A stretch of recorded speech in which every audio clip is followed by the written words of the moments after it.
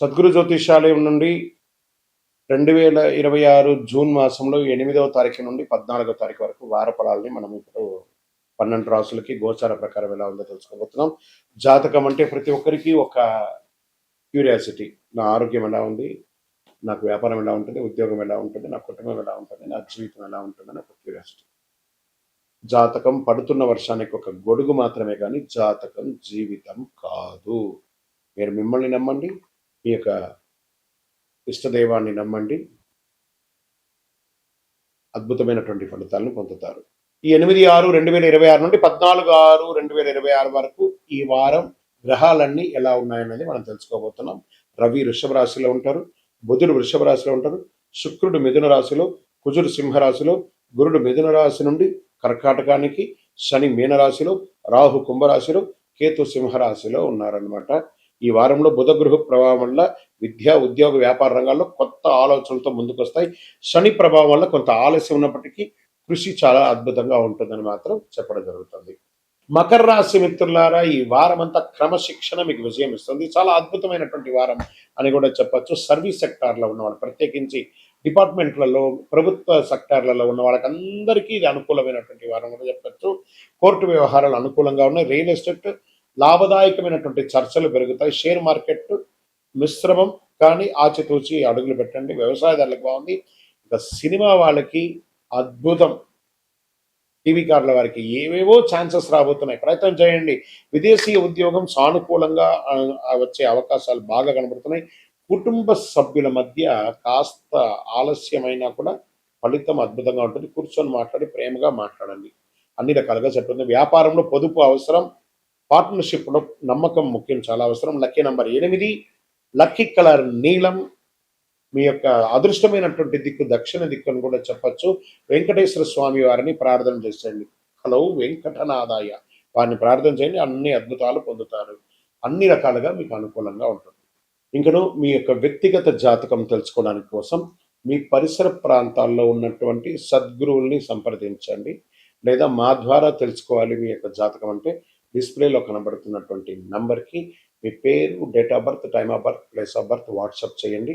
ఇంకను అతి శక్తివంతమైనటువంటి అనుగ్రహం పొందడానికి మంచి అద్భుతమైనటువంటి 48 రోజులు పూజ చేసినటువంటి కరంగాలి మాలను ధరించండి. ఆరోగ్యంగా ఉండండి, ఐశ్వర్యంగా ఉండండి, రుచిగా వస్తుంది. దేవుడు మనకు జీవితంలో పరీక్షలు ఎందుకు పెడుతున్నారని ఒక ప్రశ్న అడుగుతున్నారు. దేవుడు మనకు పరీక్షలు పెట్టడం మనకు ఆయనకేం పని లేదండి. మిమ్మల్ని ఎంచుకొని మీకు పరీక్షలు పెట్టడం అనేది కాదు. మనం ఎంచుకున్నటువంటి దారి, ఆ దారిలో మనం పుట్టినప్పటి నుంచి మరణించేంత వరకు నీ యొక్క రాత ఇది అని చెప్పి రాసి పంపించేస్తాడు. అర్థమైందా? ప్రతి ఒక్కరికి కూడాను ఈ యొక్క తల్లిదండ్రులకి పిల్లవాడు గాను, ఒక భార్యకు ఒక భర్తకు భర్త భార్య గాను, భార్యకు భర్త గాను, పిల్లలు గాను, అత్తమామలు గాను, ఫ్రెండ్స్ గాను, ఉద్యోగం గాను, వృత్తి గాను నిర్ణయించబడింది మరణం వరకు. మరి ఇందులో వచ్చే పరీక్షలు అంటారు చూసారా, భగవంతుడు దీన్ని కొంచెం ఫర్నిష్ గా చెప్పుకుంటే చెరిష్ ద గిఫ్టర్, అబ్యూస్ ద గిఫ్టర్ అని అంటారు అనమాట. భగవంతుడు మనకు ఒక అద్భుతమైనటువంటి గిఫ్ట్, ఈ శరీరాన్ని ఇచ్చాడు. దేహో దేవాలయ భక్తి అని చెప్పేసి ఒక జీవితాన్ని, మానవ జన్మనిచ్చాడు. ఇందులో మనం చక్కగా పరోపకారార్థి ఇదం శరీరం అనుకుంటూ మనం చేయాల్సిన కార్యక్రమాలు చేసుకుంటూ ఇతరులను చేసుకుంటూ పోతే అన్ని రకాలుగా ఉంటుంది. ఎప్పుడైతే మనలో స్వార్థం అది వస్తుందో, ఆశ అవన్నీ పెరుగుతుందో, అప్పుడు దారి తప్పుతూ ఉంటాం. ఆ దారి తప్పినప్పుడు అవసరాలు పెరుగుతాయి.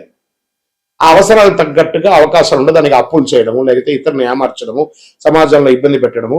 దాన్ని మనం ఏం చేస్తాం? భగవంతుడు నాకే ఇన్ని కష్టాలు ఇస్తావా అని భగవంతుడిని బ్లేమ్ చేయడం. ఆయనకి ఏమైనా పనే? మీరు పుట్టినప్పటి నుంచి మీరు మరణించేంత వరకు ఒక్క క్షణం కూడా ఆగకుండా గుండె కొట్టుకుంటూ ఉంటుంది. అప్పుడు మీకు పరీక్ష పెడుతున్నాడా భగవంతుడు? అనుగ్రహం ఇస్తున్నాడా? మనమైనా ఒక్కొక్కసారి శ్రద్ధగా ఉండం.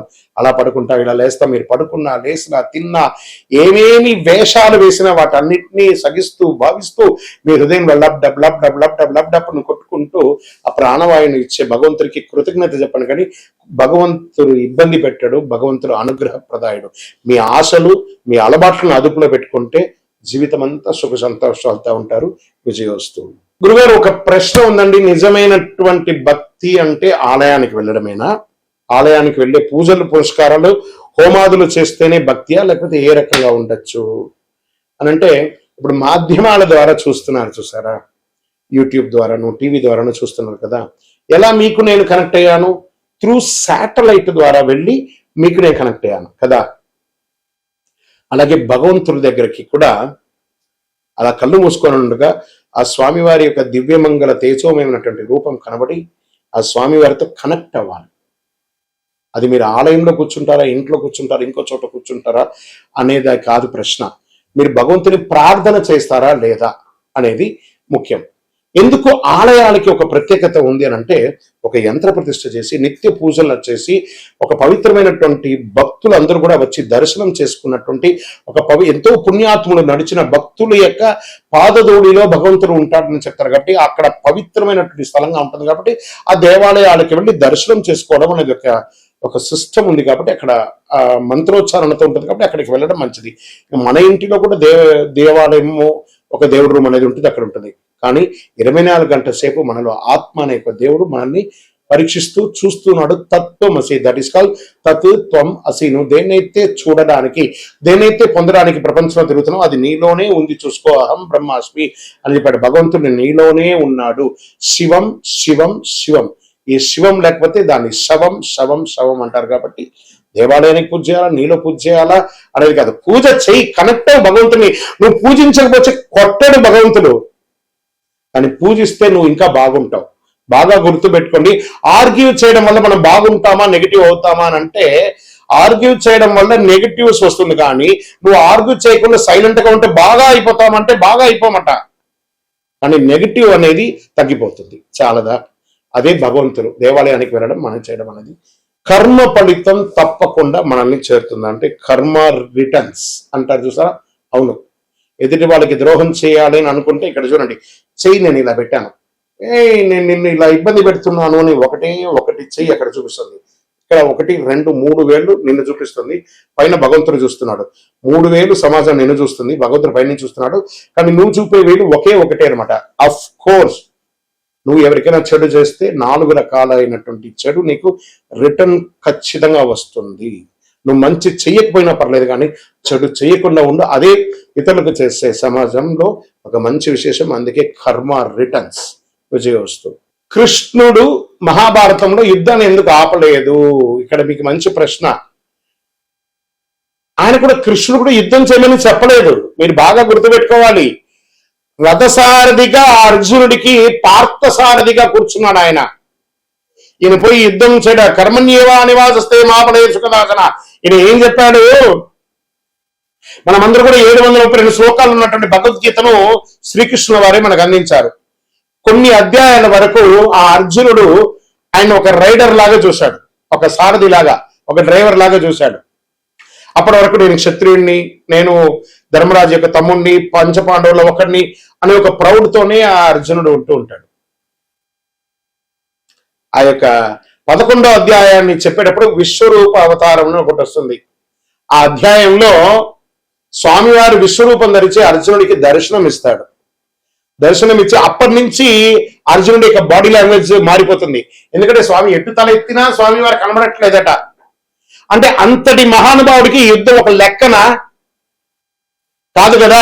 ఎంటైర్ భగవద్గీతలు ఎక్కడ కూడా యుద్ధం గురించి చెప్పలేదు. స్వామివారు చెప్పినటువంటి ఆ 700 శ్లోకాల భగవద్గీతలో కూడా యుద్ధం గురించి మాట్లాడలేదండి, జీవితం గురించే మాట్లాడారు. శ్రీకృష్ణుడు జీవితాన్ని ఉపదేశించడానికే ఉన్నాడే కానీ యుద్ధం గురించి ఉపదేశించడానికి కాదు. మనం ఆనందంగా ఉంటే శ్రీకృష్ణుడు ప్రేమగా కనబడతాడు.